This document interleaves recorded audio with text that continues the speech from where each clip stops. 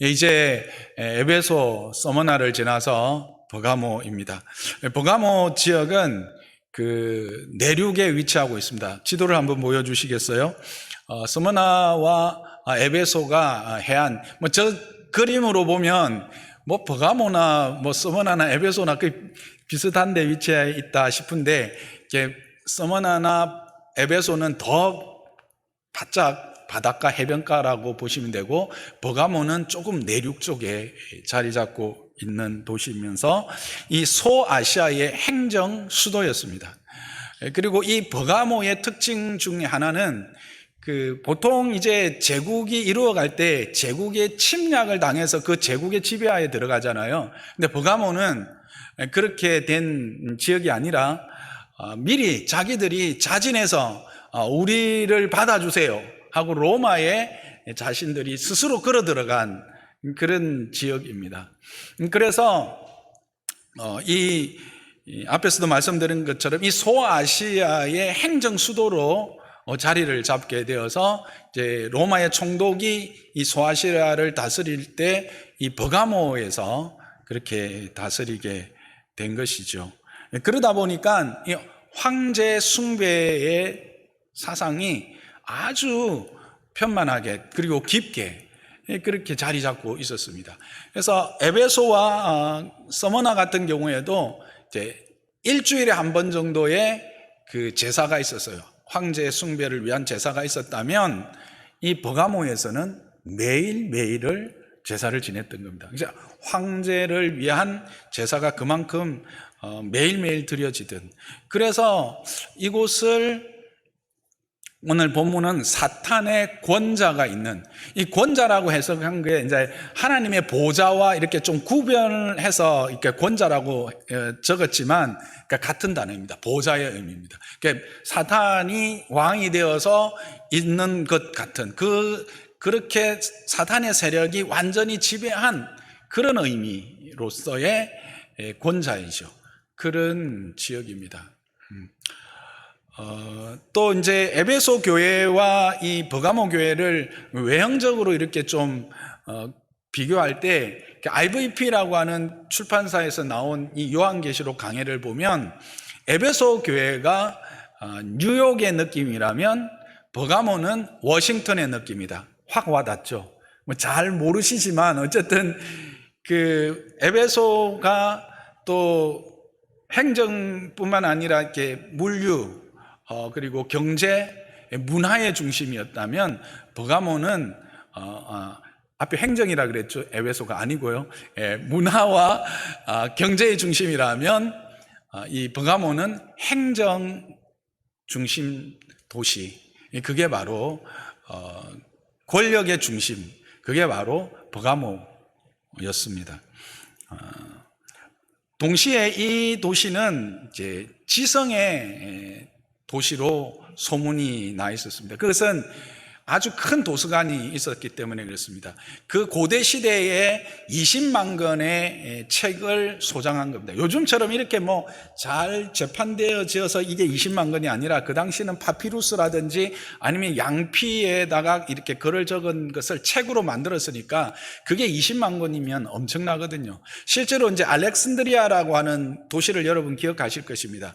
도서관, 고대 시대의 도서관 이러면 알렉산드리아의 그 거대한 도서관을 여러분들이 이제 좀 아시는 분들이 계실 건데, 그거의 버금가는 그러니까 내륙 쪽에서는 가장 큰 이 지중해 건너서는 아프리카에 있잖아요. 알렉산드리아가 이쪽 내륙 쪽에서는 가장 큰 도서관이 있던 곳 또한 버가모였어요. 그래서 이 사람들의 어떤 문화적 자긍심이 엄청나고 그런 또 이제 이 권력 그런 행정 이런 거에 대한 중심의 도시가 바로 버가모였다고 하는 것이죠. 그리고 또 이 도시의 특징이 있는데, 여러분 중세 시대에 우리가 이제 길드라고 하는 조직 아시죠?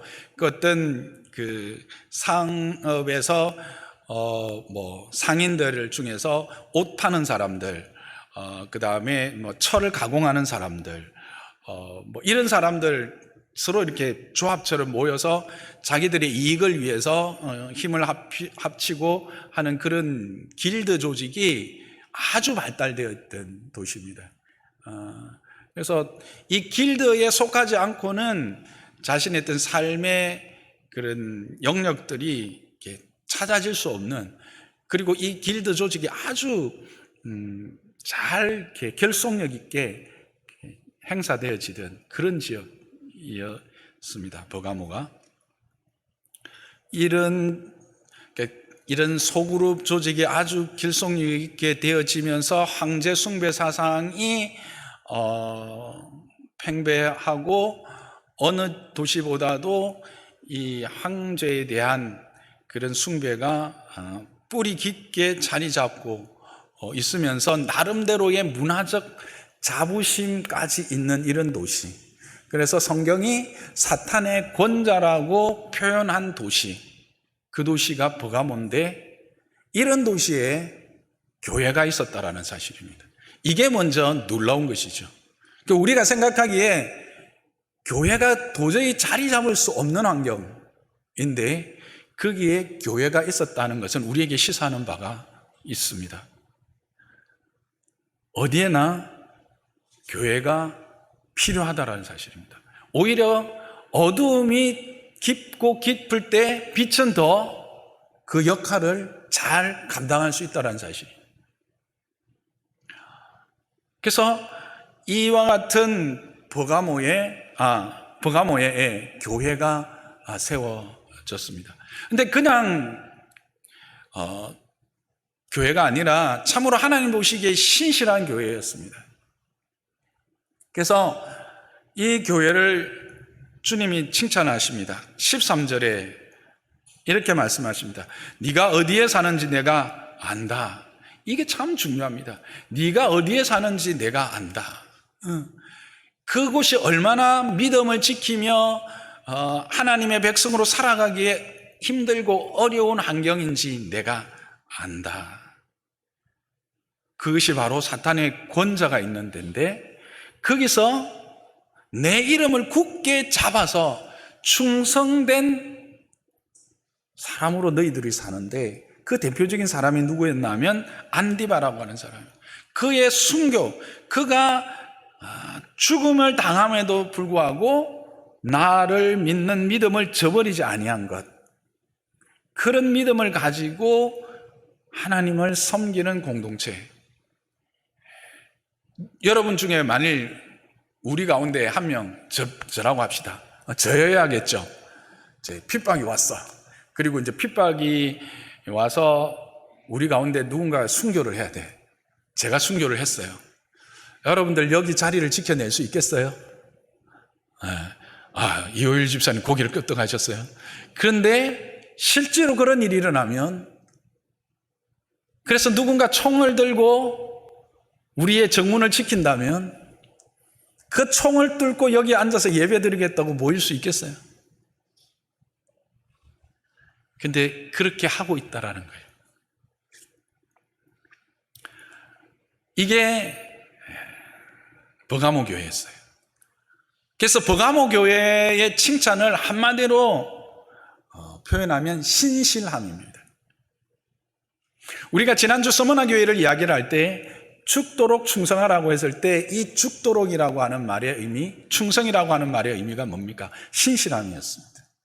그 신실함이 실질적으로 실현되어지고 있는 공동체가 바로 버가모 교회였던 것이죠.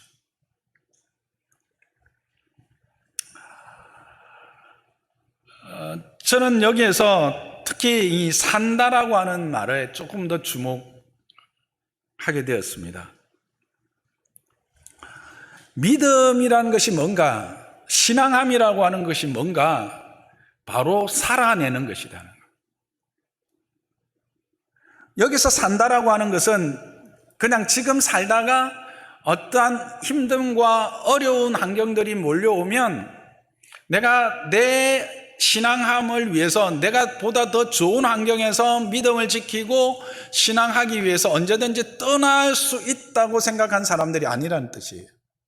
여기서 산다라고 하는 말은 지금도 살고 있지만 앞으로도 살아갈 것이다라고 하는 그런 문법적 의미가 있어요. 이게. 그래서 예수님이 내가 어디에서 사는지 내가 안다. 어디에서 너가 사는지라고 했을 때 너는 지금도 살고 있지만 여전히 그곳에서 살 것을 나는 안다. 그것이 내가 너희를 향한 내 마음의 기쁨이고 너희가 받을 칭찬이다 라고 하는 것입니다. 환경에 구애받지 않는 신실함이죠. 우리는 믿음을 지키면 신앙생활을 할 때 이렇게 이야기합니다. 조금 더 좋은 환경이 내게 주어지면 내가 주일을 성수하기에 부족함이 없는 가정이 주어지고 직장이 주어지고 또 내 모든 건강이 주어지면 그때 내가 주님 앞에 신실하게 주일을 감당하겠습니다. 내 남편이 나의 신앙함을 더 이해하고 나를 돕는 자가 되어질 때, 내 아내가 나의 믿음을 정말 함께 동력해서 나아갈 때, 우리의 온 가족들이 함께 이 은혜 앞에 나아갈 수 있을 그때에 그렇게 되면 그런 일을 허락해 주시면 제가 신실하게 이 믿음의 걸음을 긋겠습니다 라고 이야기합니다. 내게 허락하신 이 직장이 주일을 섬기고 내가 또 평일에도 주님의 말씀을 배우고 또 주의 말씀을 들고 나가서 전하며 살아가는데 보다 좋은 환경으로 허락되어지면, 그리고 내가 이 직장 생활을 할 때 직장 안에서 내가 그리스도인임을 드러내고 그리스도인으로서의 삶을 살아가는데 아무런 방해가 되지 않고 그것 때문에 불이익이 없다면 그렇게 해주시면 제가 주님 앞에서 온전한 신실함을 보여드리겠습니다. 우리는 그렇게 이야기합니다. 사회적인 환경이 내가 주일마다 예배를 드리고 하나님 앞에 나아가며 그렇게 갈 때 시선이 따뜻하고 오히려 응원하는 그런 환경이 된다면 제가 주님 앞에 더욱더 온전한 예배자가 되겠습니다. 우리는 그렇게 기도하기도 하고 그렇게 말하기도 한다는 겁니다. 그러나 오늘 버가모 교회를 보면 그렇게 되어진 환경 가운데서 신실함이 나타나는 게 아니다라는 겁니다. 오히려 그렇게 말하는 사람, 그렇게 생각하는 사람에게 동일한 환경이 주어진다고 정말 신실함이 여전히 신실함으로 예배할 수 있을까? 저는 그렇게 생각하지 않습니다. 버가모 교회 성도들은 사탄의 권자가 있는 그 어떤 도시보다 사탄의 세력이 활발하게 역사하고 하나님의 백성으로 살아가는 것에서 어려운 사회적인 분위기가 황제 숭배 사상으로 완전히 찌들어 있어요. 그리고 어떤 공동체에 가면 그 공동체의 이 길드 조직이 아주 잘 형성되어져 있어서 여기에 속하지 않으면 살아갈 수 있는 생활의 방편들이 다 박탈당해요. 그런데 이 길드라고 하는 조직 자체가 그냥 모이는 게 아니잖아요. 모이면 뭘 할까요? 제사를 드려요. 이 사람들이 그냥 모여서 먹고 마시고 뭐 이야기하면서 야, 우리 어떻게 이번 해기에 어떻게 장사를 잘할 수 있을까? 우리가 공동 구매해서 어떻게 할까? 뭐 이런 이야기 하는 게 아니라 가장 먼저 하는 게 제사를 지낸다라는 거죠. 제사를 지내면 누구에게 제사를 지낼까요? 당연히 우상에게 제사를 지내죠. 근데 그 제사의 끝에는 또 뭐가 있을까요? 음행이 있습니다. 고대 제사의 마지막에는 반드시 음행이 함께 자리 잡고 있습니다. 그게 그들에게는 축제라는 이름으로 모일 때마다 행해졌다는 거예요. 이런 환경 가운데서도 그들은 뭐 한다? 사는 것이죠. 거기서 살며 하나님의 자녀됨, 믿음의 사람, 그리스도인으로 세상 앞에 드러나고 있다라고 하는 것입니다.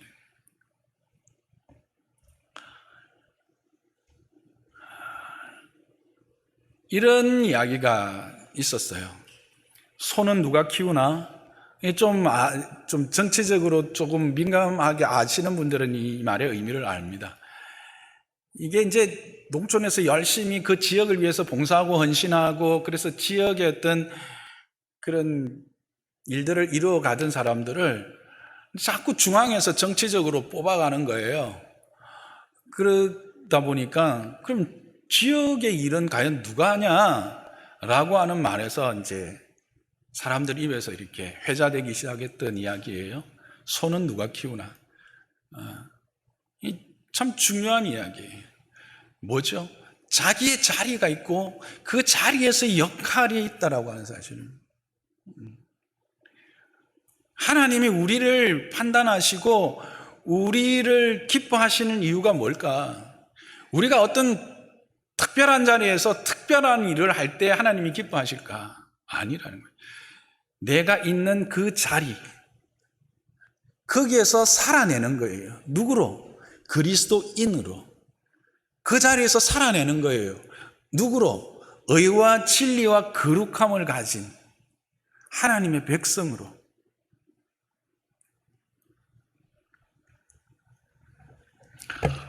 우리는 이런 분명한 의식을 가지고 살아야 돼요. 이걸 역으로 말하면 내가 지금 있는 자리가 하나님이 가장 기뻐하셔서 세우신 자리라고 하는 사실을 우리는 깊이 인식해야 합니다.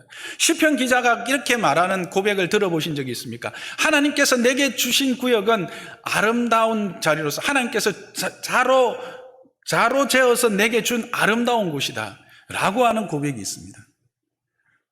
그 시편 기자는 아무리 그 자리가 옥토 같고 그 자리가 아무리 남들 보기에 좋은 자리 같아도 비록 이 자리가 남들 보기에는 험악한 자리고 힘든 자리라도 그 자리는 하나님이 내게 주셨기 때문에 복된 자리라는 겁니다. 갈렙을 기억하십니까? 갈렙이 그의 나이가 80이 넘어서 뭐라고 고백합니까? 이 산지를 내게 주소서. 이유는요, 그때에 주께서 내게 주신 것이다라는 겁니다. 여러분, 산지가 좋습니까? 평지가 좋습니까? 평지가 좋죠. 근데 갈렙은요, 평지를 원하지 않았어요. 갈렙의 위치라면, 그때는 그래도 지금 내가 이 자리를 좀 해야 되겠어. 말할 수 있는 그런 자리고,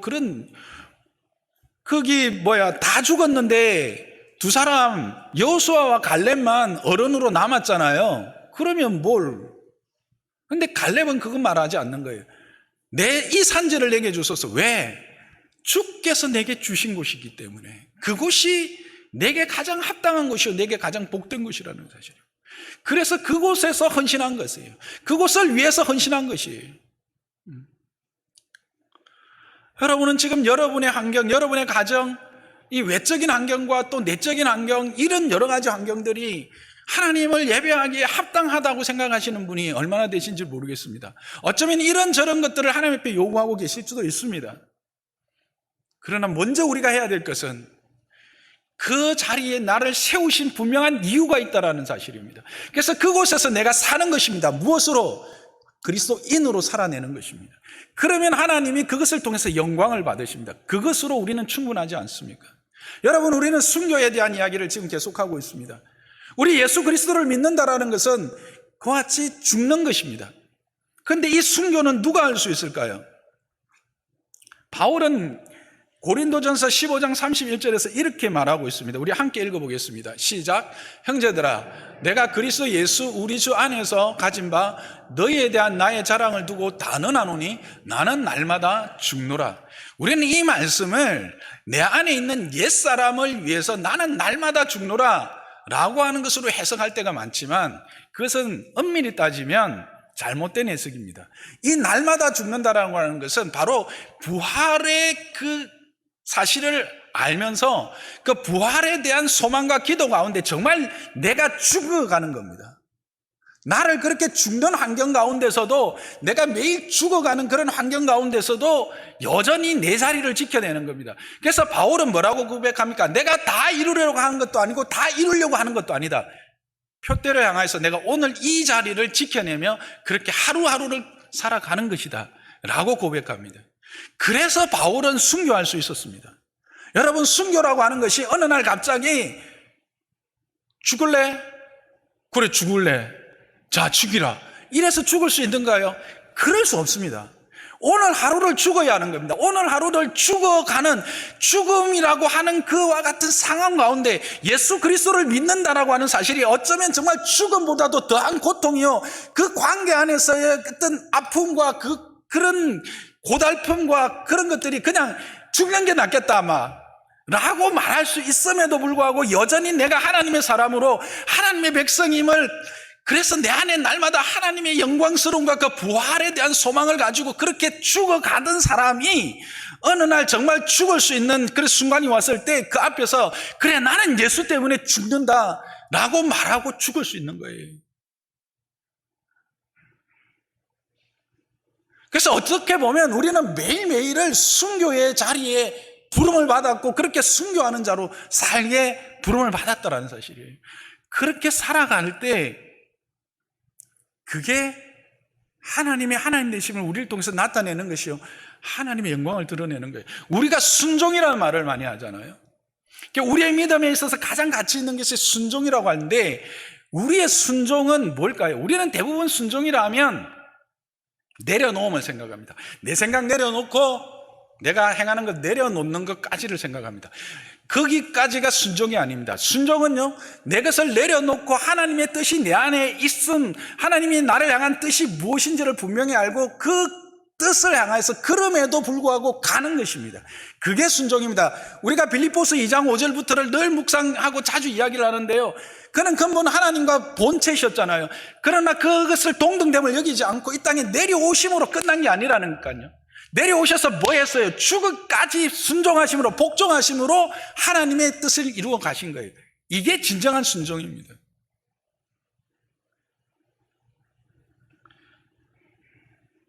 지금 버가모 성도들이 그걸 하고 있다는 거예요. 저는 장로산나교회 성도들, 저와 여러분이 이런 하나님의 음성을 들을 수 있는 자들이 되기를 주님의 축복합니다. 네가 살고 있고 그곳에서 살아내어서 나의 영광이 되기를 소망한다라고 하는 그 음성에 아멘하고 그렇게 살아내어서 여러분이 삶이 하나님의 영광이 되고, 여러분을 인해서 여러분의 가정이 하나님의 그 기쁨과 감격의 영광의 터가 되고, 여러분이 속한 직장이, 여러분이 속한 그 모든 공동체가 이런 하나님의 영광이 드러내는 그런 씨앗들이 되시기를 주님의 이름으로 축복합니다. 그렇게 우리는 부름을 받은 거예요. 그게 신실함입니다. 그게 신앙함입니다. 우리의 신앙함이라는 것은 세상이 말하는 것처럼 어떻게 높이 들려서 뭔가를 이루어내는 거룩한 어떤 대단한 것을 이루어내므로 하나님의 영광 되는 것 아닙니다. 한 달란트 받은 자는 한 달란트 받은 대로 충성하는 겁니다. 신실하게 거기에 임하는 겁니다. 2달란트 받은 자는 2달란트 받은 것에 감사하고 거기에 신실하게 행하는 거예요. 5달란트 받은 자는 5달란트에 신실한 거예요.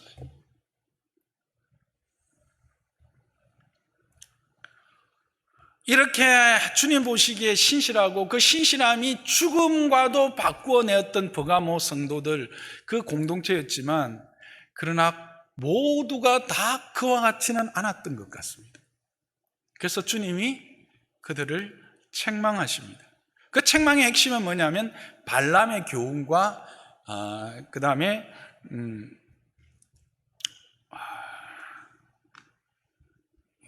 니골라당의 교훈을 따라가는 겁니다. 근데 이게 이제 다른 말로 기록되어져 있고, 에베소 교회에도 이 니골라당의 교훈이 이제 나오죠. 그래서 그때는 이제 제가 이야기를 안 하고 여기서 이제 다시 하려고 했는데, 이제 다르게 해석하는 사람들이 있습니다. 다르게 해석하는 사람들의 근거는 뭐냐면, 사도행전 우리가 보면 교회가 부흥하게 되고 그로 말미암아 집사들을 뽑는데, 그 집사들 중에서 7째 집사가 그 헬라인이면서 유대교로 들어와서 집사가 된 사람의 이름이 니골라입니다. 그래서 그 사람이 그 어떤 세상적 그 가치를 완전히 벗어버리지 못해가지고 교회 안에 이 세상적 가치를 뿌리내림으로써 혼합주의를 심어서 교회에 어려움을 줬다. 그래서 그 사람을 중심으로 모인 공동체를 말한다라고 이야기하는 사람들이 있는데, 거기에 대한 근거가 거의 없습니다. 뭐 문서가 있다든지 이런 게 없고, 그 이후에 학자들이 이제 그렇게 추측을 하고 주장하는 것인데, 그 근거가 없어서 많은 학자들은 이 발람의 교훈과 니골라당의 교훈은 같은 것이다 라고 이야기합니다. 그렇게 이야기할 수 있는 것이, 이것이 결국은 이제 혼합주의, 하나님이 가장 싫어하는 우리는 참 좋아하지만 비빔밥, 이 영적 비빔밥을 만들어버리는, 이거 하나님이 가장 싫어하시는 거거든요. 이제 그런 의미가 되는 거예요. 그러면 구체적으로 발람의 교훈이 뭡니까? 뭐 비빔밥 이야기 하시는데, 지금부터 그럼 발람의 교훈이 뭔지를 좀 한번 알아야 되겠죠. 그거 한번 찾아 알아보기로 하겠습니다. 발람이라고 하는 사람을 여러분 기억하십니까? 발락하고 자꾸 헷갈리죠. 근데 이 발락과 발람이 같은 시대에 같이 나오죠. 이스라엘이 출애굽하고 나서 이제 가나안을 향하여 마지막 여정을 하게 될 때, 그 모압 지역에 가까이 오게 됩니다. 모압은 지금으로 말하면 요르단, 요단강 동편입니다. 지도를 한번 보실래요?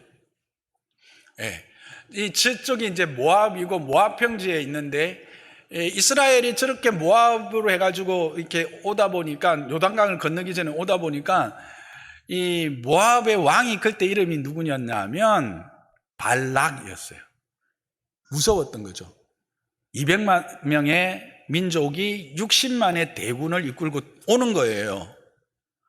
그래서 이 사람이 무슨 생각을 합니까? 그 당시 용하다라고 하는 박수무당을 찾아가는 거예요. 성경에 이 발람을 선지자라고 이제 우리가 해석을 했기 때문에 자꾸 구약에 나오는 하나님의 말씀을 받아서 이렇게 전하는 선지자와 자꾸 이렇게 혼돈하는데, 이 발람은 신기가 있는 박수무당으로 생각하는 게 가장 바른 해석입니다.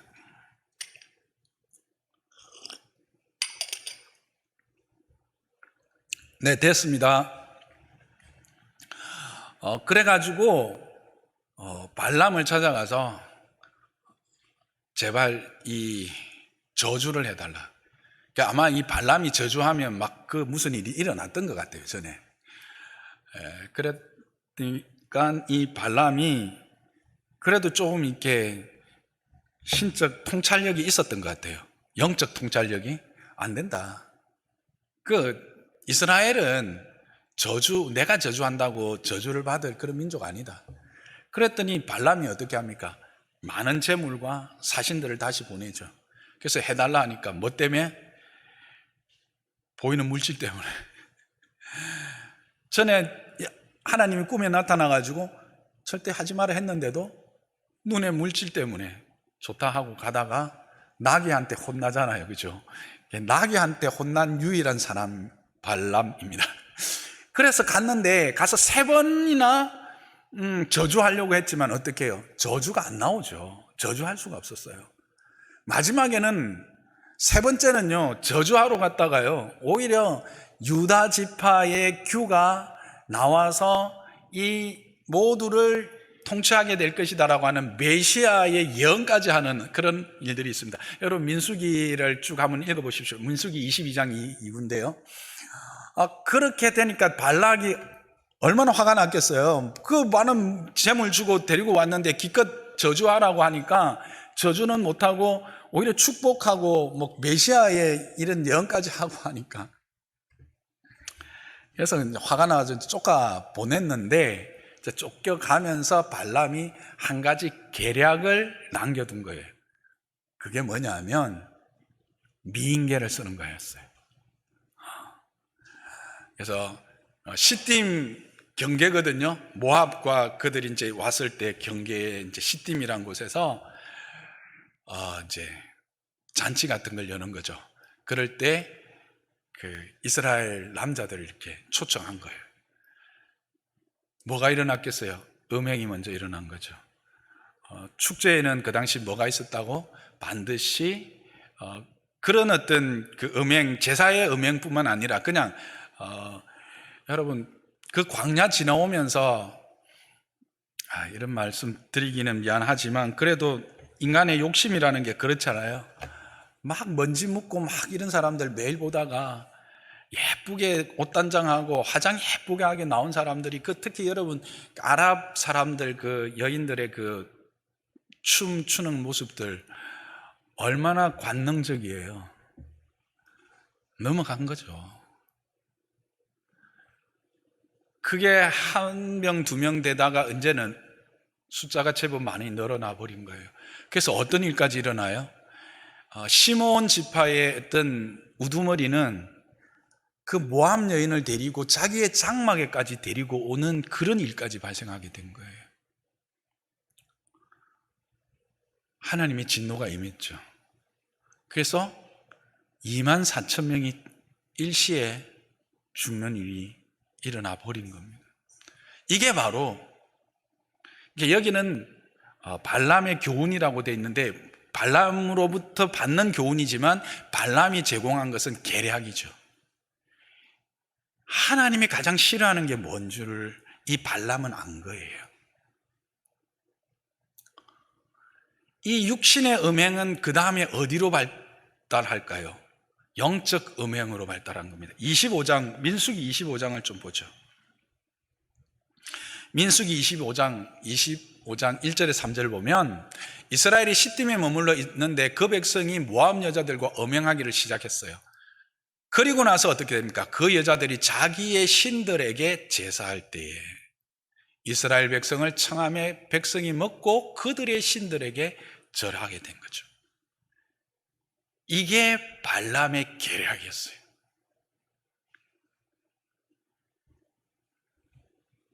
하나님이 가장 싫어하는 이 혼합주의. 이들은 누구요? 하나님의 백성. 이들이 초하루 안식일마다 어디에서 제사했을까? 성막에서 하나님을 제사했을 거예요. 하나님을 예배했을 거예요. 그러다가 밤에는 모압 여인들과 놀다가 또 그들에게 신들에게도 제사한 거예요. 하나님이 얼마나 이런 그 섞이는 것, 혼합주의, 이거를 싫어하느냐 하면, 여러분 레위기 읽어보면요, 하나님이 볕 조각도 서로 다른 볕 조각 가지고 옷 만들지 말라 하잖아요. 그만큼 하나님은 순수한 것, 정결한 것을 하나님은 원하세요. 그게 다른 말로 뭡니까? 순결한 신부로서의 이스라엘, 순결한 신부로서의 그의 백성을 하나님이 원하시는 것이죠. 발람은 그걸 안 거예요. 그런데 그것을 어떻게 무너뜨립니까? 육신의 정욕과 안목의 정욕, 그것을 먼저 침탈하고 그것으로 말미암아 영적 타락으로, 우상으로 나가게 한 것입니다.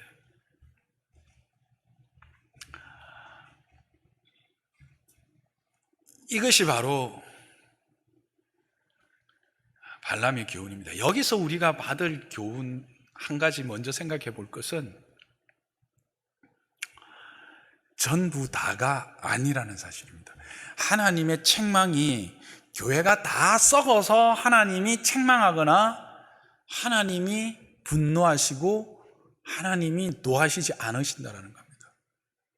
그들은 하나님 보시기에 신실한 자였고 하나님을 위해서 죽을 수 있는 자들이, 그렇게 서머나 교회에 요구했던 죽도록 충성한 자들이 있는 교회였음에도 불구하고 하나님은 그 교회를 책망하고 계십니다. 왜?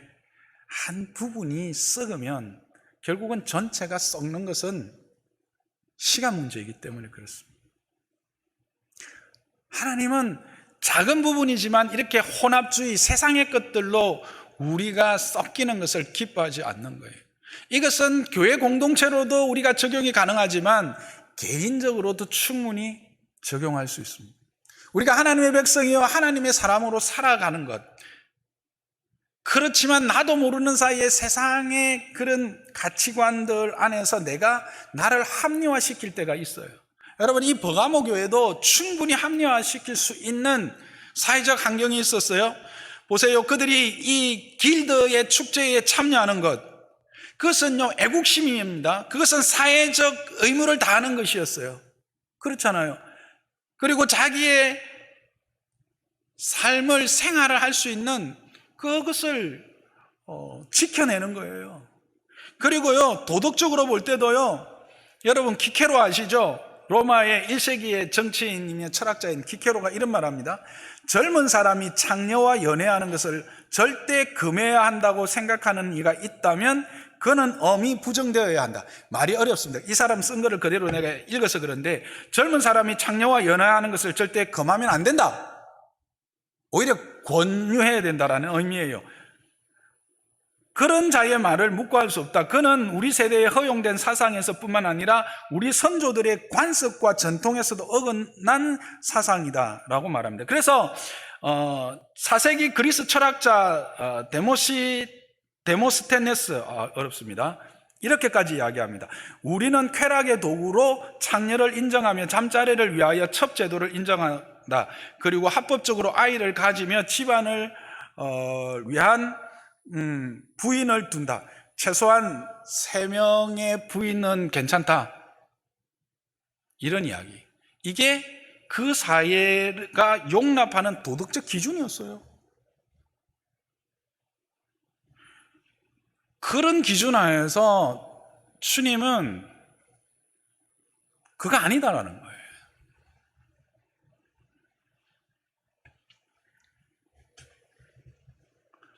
우상이 뭘까요? 눈에 보이는 우상. 우리는 이제 보통 그렇게 이야기합니다. 하나님보다 더 소중하게 여기는 것. 물론 그렇습니다. 그런데 그 소중하게 여기는 이유가 뭐죠?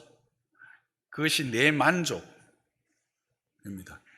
이건 이제 순종과 거의 비슷한 의미로 또 우리가 해석할 수 있는데요. 하나님의 기준과 뜻에 이르지 않고 내 만족에 취하여 하나님의 뜻을 망각하고 그 자리에 머무는 것, 그것 우상숭배다. 박영선 목사님이 그렇게 말씀하셨어요. 그러니까 하나님이 우리에게 요구하는 것은 그만큼 순수한 겁니다. 아니, 목사님 너무 힘들어요. 그렇습니다. 그런데 이것을 인식하고 그렇게 살아가다가 우리의 연약함과 우리의 실수 때문에 범하는 그런 실수는 하나님이 용서하시고 우리가 회개할 수 있는 기회가 있어요. 그러나 이것에 대한 아무런 감각 없이 그냥 뭐가 문제야? 세상이 이야기를 하는데, 아니 혼전순결, 그게 이 시대에 무슨 의미가 있어? 오히려 동거하고 살아야 되는 거 아니야? 동거해보고 서로 맞는지 안 맞는지 잘 맞춰보고 그렇게 결혼을 해야 이혼 안 하지. 사회가 오히려 안전해. 이 개벽다구 같은 소리를 하고 있는 거예요. 누가? 교회 안에서. 물론 다가 아니겠죠.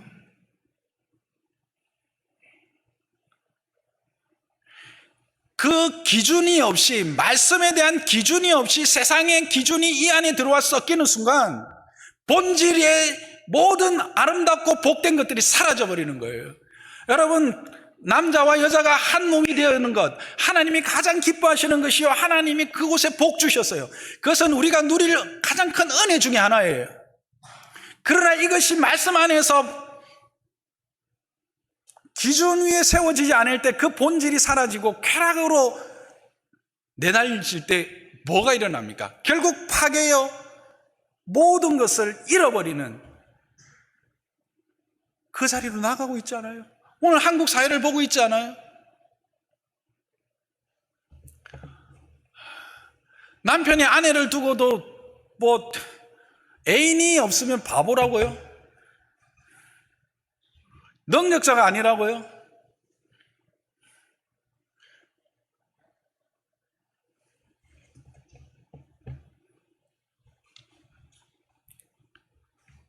그런 아내를, 그런 남편을 신고를 하고 고발도 못해.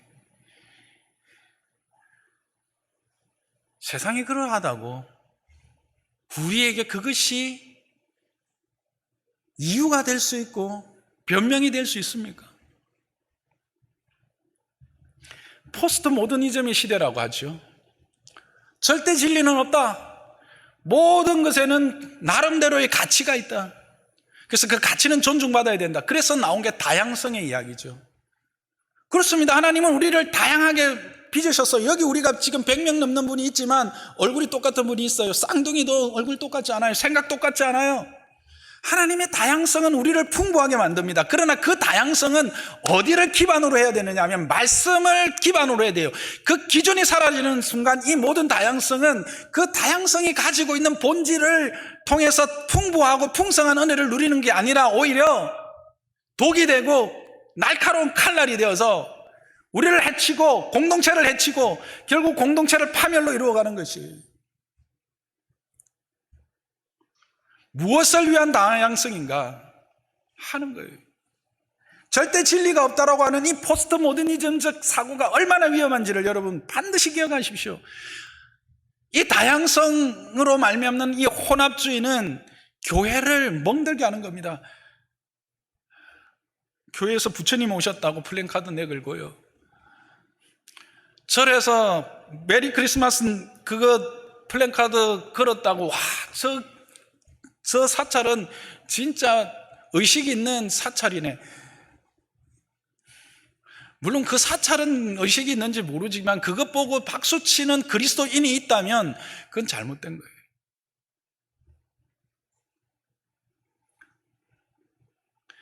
배척이 아닙니다. 진리에 대한 분명한 고백이요. 그것을 우리가 지켜내는 것입니다.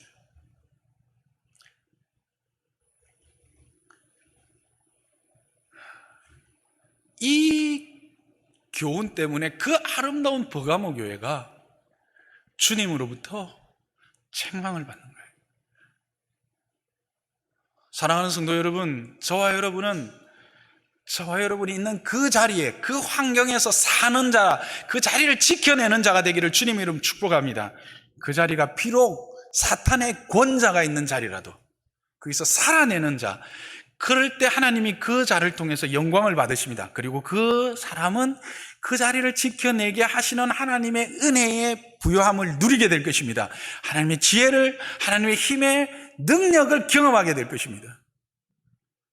그게 우리가 뒤에 나오는 세상에 알지 못하는 만나가 되는 것입니다. 하나님은 우리가 거룩한 신부가 되기를 원하십니다. 우리는 순결한 신부입니다. 우리 안에 그 어떤 이질적인 요소들이 들어올 수 없습니다. 우리를 더럽힐 수 없습니다. 우리가 연약하여서 무지하여서 실수하고 실패할 수는 있습니다. 하나님은 그것을 책하지 않으십니다. 그것은 다시 회복할 기회를 주십니다만 그렇지 아니할 때 그의 검으로 우리를 찾아오십니다.